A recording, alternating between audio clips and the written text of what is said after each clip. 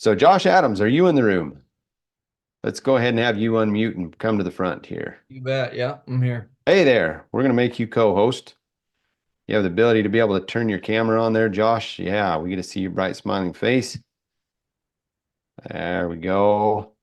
So I know some of you guys know Josh Adams. Um, let's see here. Okay, we're going to end poll. And we're going to, I don't know what I did. I just put share results. That just posted up to the screen or something. Can you guys see that? Okay. Anyway, let's go here. So Josh, tell us where you're from. Tell us what you give us a brief introduction while I find you here and make you co-host. Okay, yeah, you bet. So, Josh Adams, I have been in the agriculture industry most of my life. We ended up farming for a lot of years in Idaho, and it was interesting. I don't come from an agricultural background, and so I've just always been drawn to it, always loved it. And it was interesting that when your feet are to the fire and you have to perform and you have to do things different than the neighbor who relies on multi-generational businesses, that you get quite innovative quite quickly. And it's too hard to do that, by the way. It's too hard, and it creates too much pain, and the progress is too slow. But I feel like I've been blessed with a unique personality that's willing to fail faster. And so, by being able to fail faster, I was able to just push through the hard times and be able to identify some innovative ways to understand agriculture and then to implement principles and systems that other people and myself created along the way. And we found some pretty interesting production success. And what grew out of that was a business that we now run full time called Living Soil Management. And so we travel the Western United States, waking up soil, creating healthy nutrient management programs for farmers, busting yield records in many places, and increasing crop quality, all while completely eliminating any synthetic chemical fertilizer, pesticide, herbicide, or anything else that has a side behind it, and focusing on health. And by doing that, we've found a very, very fun and rewarding business here that has been able to bless several farmers, several people's lives, and a continuation from all the years that I spent failing faster. So I'm here Yeah. just simply, you asked my why, simply to be of service. If there's things that I've learned, ways that I've grown over the years, then I want to be of service today. And I just want to lay out as much positive value that I possibly can. If there's anybody that's listening that could be of service or use some service that I have trying to present here today. So that's the main Awesome. thing, Jared. Awesome. Well, we appreciate that. Yep. We look forward to seeing your presentation. So you should be made co-host now and you can do you have slides that you want to pull up and share? No, you know what? We're just going to have a conversation today, Jared. That's cool. All right, Yeah, let's we're just going to have a conversation, man. We're just going to be real. We're going to be honest. We're going to take our formality hat off and we're just going to get real here. I, what's that? Nope, that sounds good. I like that format. And just for some background, I've known Josh for about a decade. I've been to his farms, and when I kind of got the soil health bug and thought that, hey, maybe I want to grow some crops that are actually high bricks level, nutrient dense crops, I looked around and said, who's doing it? Again, who's that guide? Who has the map and the system? And so I went and visited Josh on one of his farms up in Idaho and then another farm that he leased later on. And like, man, he's doing some cool things. Bought hay from him. Cows liked it. That's how I judge whether it's good hay or not. You know, they turn their noses up or they actually sit and eat it. Sometimes you put out a side by side comparison. Okay, feed this hay, feed that hay. Which one do they go to first? pretty unscientific, but cows are pretty smart. And so, yeah, I can vouch for the authenticity of Josh and his ways. And I invited him on here because he's super practical. I would say as far as growing nutrient dense forage in a regenerative manner, he's the guide. And it seems like an oxymoron, right, Josh? To be a regenerative hay farmer is like you've even pushed up against some of the industry experts because they don't believe it can be done, but yet you're doing it. Yeah, 100%. I always like asking why. And when I was going through my fail faster period, I just thought, you know what? It doesn't seem like I don't like these constraints. I feel like there's so much abundance. I read somewhere that on every square foot of land every single year, the sun provides us 5,000 horsepower of solar energy. And I just thought, man, that's so much energy. There's so much possible there. And so anytime I'd hear an industry expert or whatever explain what's possible and what's not possible, it just didn't sit right with me. So I thought, okay, only God decides what's possible and not possible. And so I believe that through stewardship and through management, we can actually touch that potential. And so it became a little bit of a fascination to see, okay, how big do crops get? And the book says one thing, but it was interesting that I found that Mother Nature was saying different things. When you can grow alfalfa stands that break yield records and a quarter and a dime can't cover your alfalfa leaves, that's pretty interesting. And if you can do that at scale and you can do that in a very replicatable manner, that started to be really, really interesting to me. And so breaking that convention, just breaking out of that paradigm of what the book says is possible and not possible on this place. I think that that's important to understand. There's a lot more resources at our disposal that we don't use. And it's very important that we understand that and we can start to use what we have at our disposal here. Yeah. So when you walk onto a farm, Josh, to be able to like say, okay, they reach out to you, want some help growing some forage, kind of what's the process? What do you look for? And again, I mean, you've done it for us, but maybe I didn't really fully understand what you were doing. Okay, so for clarity, the company is Living Soil Management. And so what we've come to understand is that the principles of soil health are the same everywhere that you go, because in my opinion, the same guy invented soil and the same guy set up the system in soil. And so that system in the soil is similar with different variations of soil types and climate and different things that you have to deal with. Those are management challenges, but the system is the same. And so if it grows in the soil, we help out. So we we definitely help people grow more forage, but we have clients that grow grains, we have clients that grow potatoes, we have clients that grow all sorts of crops, corn in the Midwest, uh, crops all over the spectrum. And it's because we can identify the simple natural identifiers that nature provides. And Jared asked, when we walk onto a farm, what do we look for? Well, it's really important to understand, number one, before I even walk on the farm, I need to have a conversation with the steward of that farm. That's number one, Jared, because Yep. we want to look out for the soil health, but we also, profitability is the number one on the poll today. We also want to look out for the farmer's bottom line. And so a lot of things people are doing because they think they have to do it, but it doesn't make any sense. And so if it doesn't make any sense, let's figure out a way for it to make sense. Sometimes just completely pivoting is a good idea. Sometimes stopping what we're doing is a good idea. So number one, we have a conversation with the landowner or the steward of that place, and we say, what's the goal here? What are we trying to accomplish? And we understand the person's goals, what their needs are, what their desires are for that place. And then we say, okay, sounds good. Let's go look at your farm. And we go out and we walk the place. And when we walk on a piece of property, we identify what's growing and what's not growing.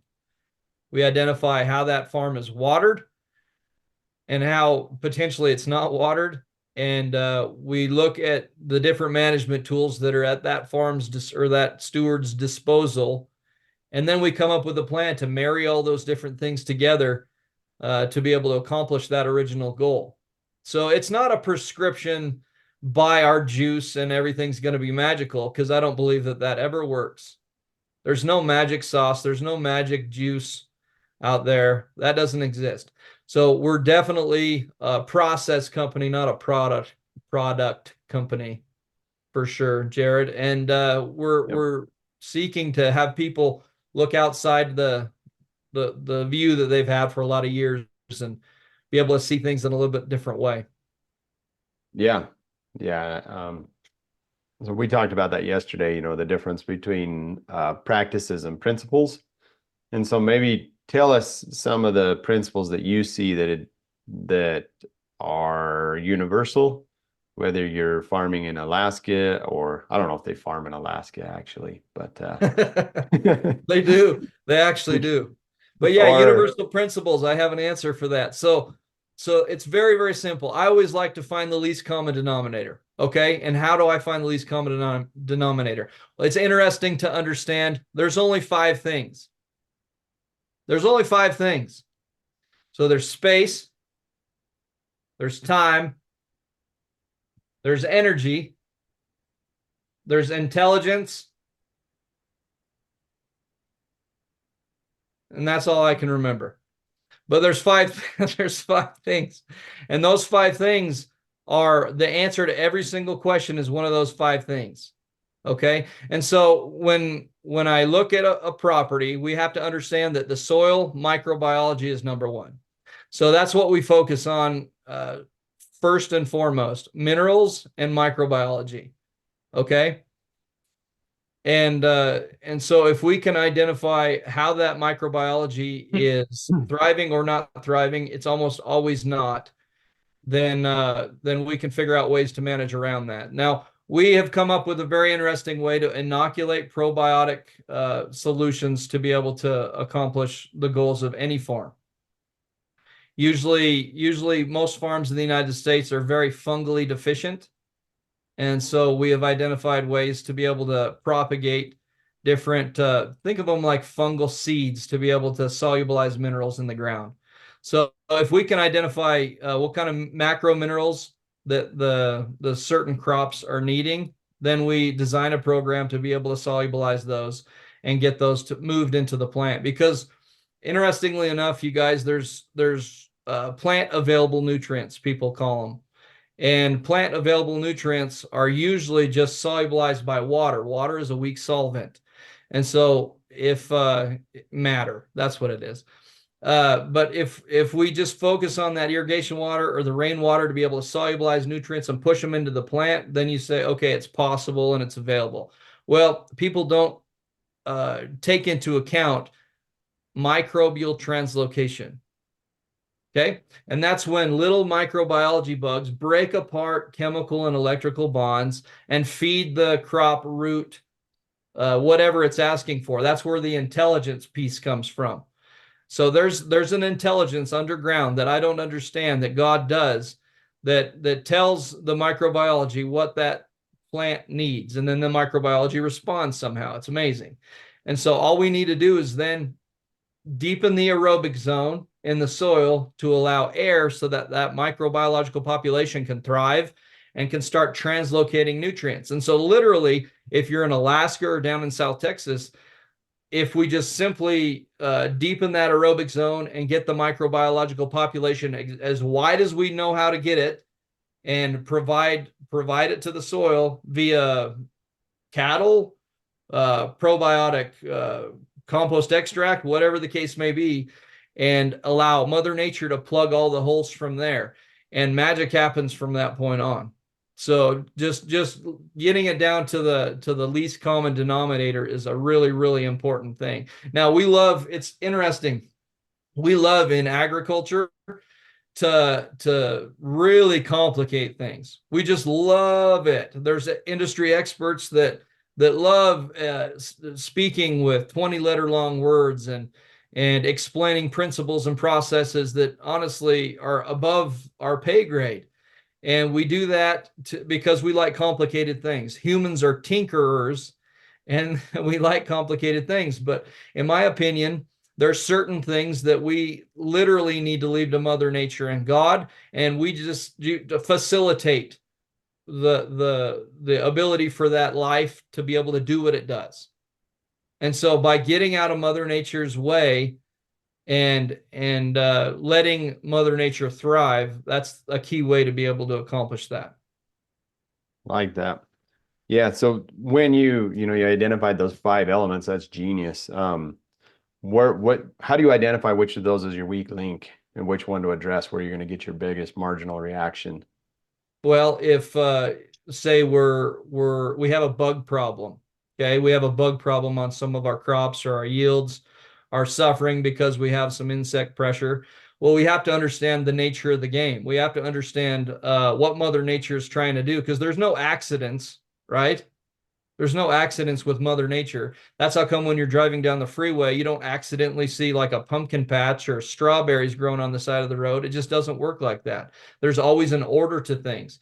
Things happen for a reason. So if you see wild oats out in a field, it's because there's not a mineral cycling happening there. If you see thistles in places, that's because Mother Nature's wanting to sequester calcium to the top of the ground. If you see certain very high psi root brassicas growing out in a place, it's saying, oh, there's a really high compaction level here. Mother Nature's sending paramedics to break this compaction up, because nature is always chasing health. And so how I identify one of the five, I say, okay, is this a management concern, or is it what is it? And so do we need more space? Would more space, more crop spacing help us here? Would more time, just giving this land more time to heal, this pasture more time to regrow? Or does it need energy? Do we need to supply something do we need to turn 1,000 head of cattle in here? Do we need to hire living soil management to spray microbiological extract on this place? Do we need an energy input? Okay. Do we need matter? Do we need to just put all this carbon that's above ground, below ground, mechanically or with cattle? What do we need to do here? And so it's always a combination of those things. Or is it intelligence? Are we doing something dumb? And should we stop doing something dumb?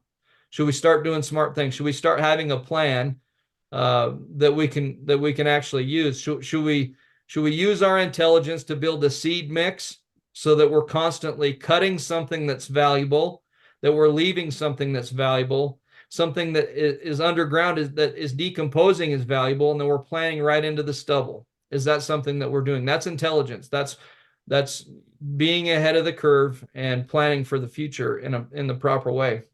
You know what's interesting though, Jared, is I just was at a meeting the other day up in Idaho, and I was in a meeting with this gentleman, and he says, you know what, you need to talk to these guys and these other guys. He was all excited about the things that we were identifying on his farm and the goals we were helping him to accomplish. And an interesting thing that he said to me was, these guys don't care what the neighbors think. And so I think that they'll listen to you. I think that they would be served by you. And I thought, how sad is that? No doubt. How sad is that? Isn't that interesting that we're not willing to change or try new things because what the neighbors might say, even Yeah. if it would be tremendously better for our business. Yeah. You have to almost adopt that contrarian point of view to more than a point of view. It's that resilience. And you've certainly done that, bucked the system, gone against what the industry says and neighbors say, and foregone subsidies and done things that don't maybe meet industry standards. But So, you know tell us. what you know what people do, Jared? So there's if you read the definition of the word attrition, it says the action or process of gradually reducing the strength or effectiveness of someone or something through a sustained attack or pressure. So there's a whole lot of agriculturalists that are actually slowly being chipped away by this attrition. And I say attrition is honestly the combined understanding and convention of previous generations, unfortunately, saying, hey, son, I did it this way. You need to do it this way. It's the only way that works here where we live. Sure, it may work somewhere else, but this is the only way it works here. So that stifles innovation, right? So that's a problem sometimes. Sometimes, not always, but Yeah. sometimes that's a problem. Synthetic chemicals is also a problem. And I hear good farmers, all like regenerative minded, sustainable farmers talk about you know what we need? We need to at least spray our weeds. We need to at least spray our weeds, and then we can be healthy and accomplish the things we want to accomplish. But it's kind of like saying, you know what? We want this kid, this baby, to get off on the right track. So we're going to give it a few cigarettes to just get it going. No, no, no, no. If you want to start the health game, you got to go all in. I hear people all the time. They say, "Well, how far can we cut our synthetic chemical use back? How can we cut our commercial fertilizer back?" Because commercial fertilizer has nutrients. Nutrients are good. What's the Yep. byproduct of those nutrients? So Yep. highly processed chemical fertilizer has chemicals in it, and it's also very heavy in salt. Now, the Romans salted the ground of their enemies, and yet we feel a desire to purchase salt and salt our own farm fields. Isn't that interesting? Some commercial fertilizer actually carries a 40% salt carrier. 40% of what you're spending money on is something that's beating you over the head. Yeah. Yeah. That's tough. That's Yeah. tough. And so people say, let's cut back. Let's cut back on our. Okay. Hopefully Josh comes back. What do you guys think? I know Larry, you had some questions. We'll have some time to answer those. Uh, so to answer the question, no, he's not a monocrop guy. He definitely is after the diversity. Um, so yes, alfalfa, but interseeding it, utilizing it with other, maybe grass species or planting some annuals in there. Yeah, hopefully he gets back on and be able to ask the question, how long does it take for compost tea materials to react and visibly show results? The cool thing was, on the farm that he managed in Pocatello, he only had it for 2 years, but basically he doubled the yield from 1 year over year. And pretty cool results, pretty awesome, almost unbelievable results without using synthetics and chemicals. It was just through nurturing the biological processes. Hey, we're glad you're back. Hey, sorry guys, my power went out, so I had to jump on hotspot there.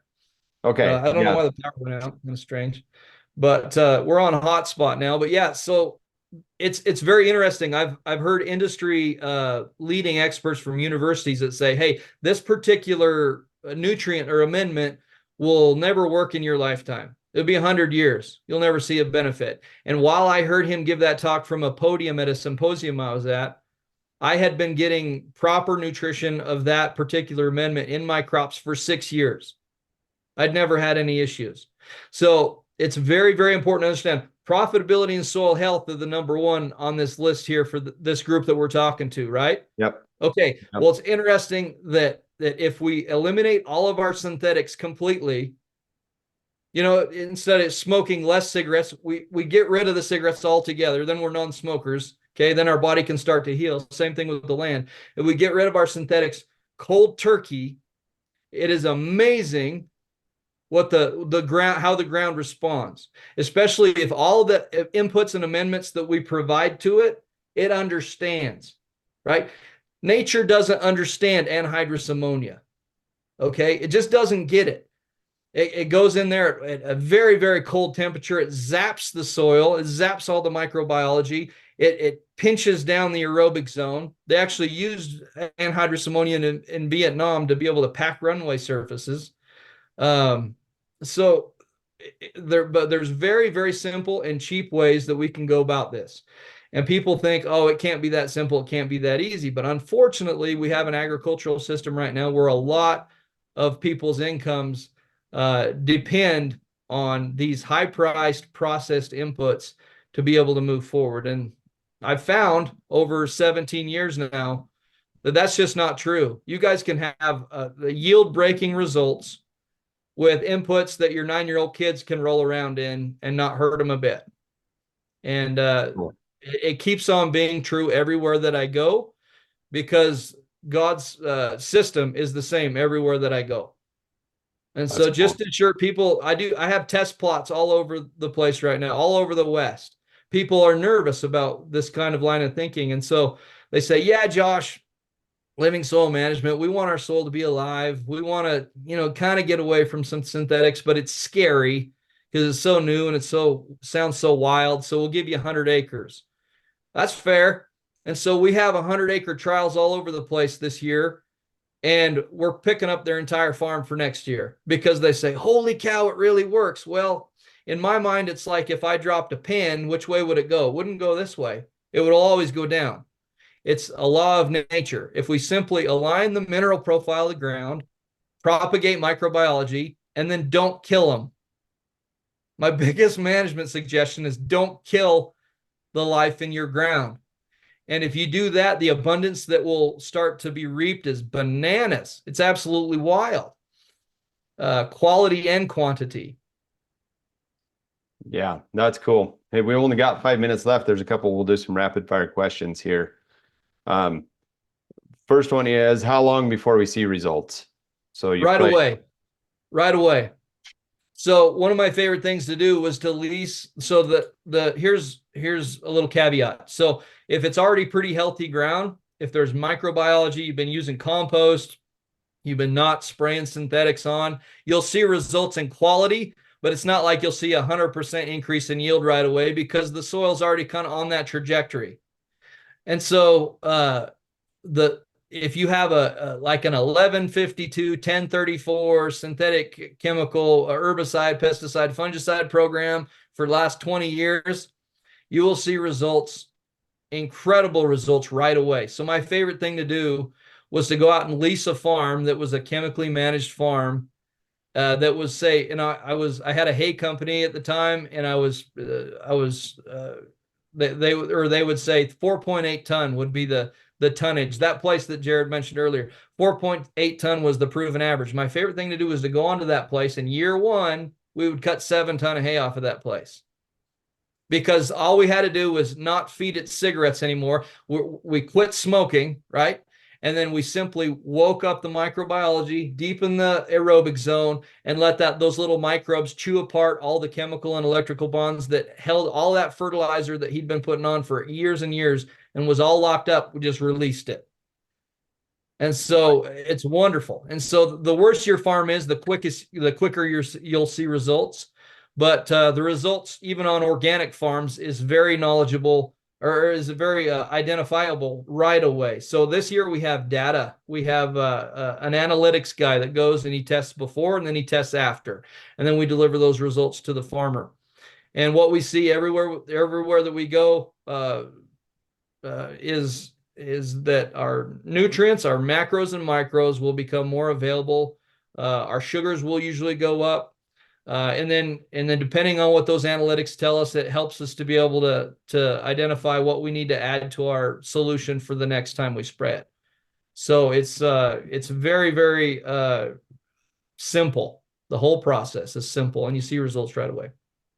Okay, cool. Well, we better share your contact information. You've also offered to be able to do some one-on-one consulting. I think is the gift there. So Margot, just put that in, 10% off a one-on-one. What's the best way to get a hold of you, Josh? Living Soil MGMT@gmail.com. We also have a website, livingsoilmgmt.com. Yeah, we'll throw in some free consulting. We're a full service company. We come and we do everything for you. We have our own equipment. We just come, we brew, we apply, we fly in and meet with you and help you identify ways in which you can be successful. Yeah, that's really cool. So basically, if you just follow the link that Margot just posted, click on Josh's, the little hyperlink underneath his picture, that will take you to his site. And then on his side, it looks like you have the options to be able to book a consultation. Is that what they Yeah, you do? can book consultations online, you bet. Okay. So that would be the best. That's the best way to be able to get him. And yeah, Margot just posted those in there. Thanks. You are on it. So his website and email address. Okay, you got 2 minutes, Josh. Tell us, wrap this whole thing together. Okay, well, I believe agriculture is in for a really big shift. I believe if you're stuck in the old mindset of synthetic chemical fertilizer and then sides to control nature's paramedics, then you're in for a crash. Profitability is really, really important to everybody right now. If we can eliminate a large portion of your inputs, if we could wake up a lot of the microbiology in your ground, if we could add new microbiology to your ground to help that 5,000 horsepower of solar energy actually convert to dollars in your pocket, then that's what we're going to do. There's a lot more available to us than I believe that we understand. And by visiting various people all over the Western United States and having a history of being fast to fail, I believe we have the ability at Living Soil Management to help you to see what's possible going forward. We don't need chemicals to farm. We just don't. Um, we have too short of a window to be able to get a crop. The things that synthetic chemicals do for us on our farm operations are simple band-aids to problems that we're overlooking in this, to start with. And those are some things we need to identify. Your soil can be alive, everyone. Let's wake it up.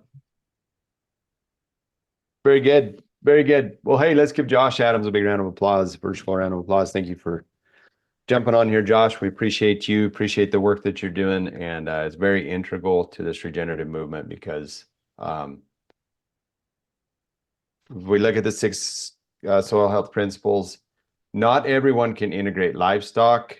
That is still a key component, but the way that Josh teaches, it's like very adaptable. And that's what I love. I mean, even if you're a hardcore alfalfa farmer. So send Josh some love in the chat. Let him know. Let's put in your epiphanies there. And if there are specific questions, reach out to him. You've got his contact information. And thanks again, Josh, for being on here. What a great contribution to the class today. Well, guys, thank you for inviting me, and I'm grateful for all the things that you guys are trying to do, and look forward to meeting some of you in the future.